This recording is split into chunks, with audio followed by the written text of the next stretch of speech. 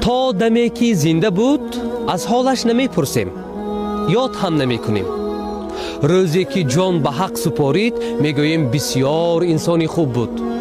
بیشک زنده جدای مرده پرستیم. بیخبر از همدیگر آسوده خوابیدن چی سود؟ بر مزاری مردگانی خیش نالیدن چی سود؟ تا زمان زنده ایم از همدیگر بیگانه ایم. بر عزاها روی همدیگر بوسیدن چی سود؟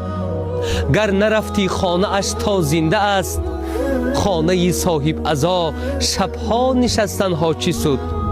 گر نپرسی حالی او تا زنده است، گریه و زاری و نالیدن برای او چی سود؟ زنده را تا زنده است باید به فریادش رسید، ورنه بر روی مزارش کوزه گل چیدن چی سود؟ زنده را تا زنده است قدر کنیم، بعد مردن فایده ای ندارد.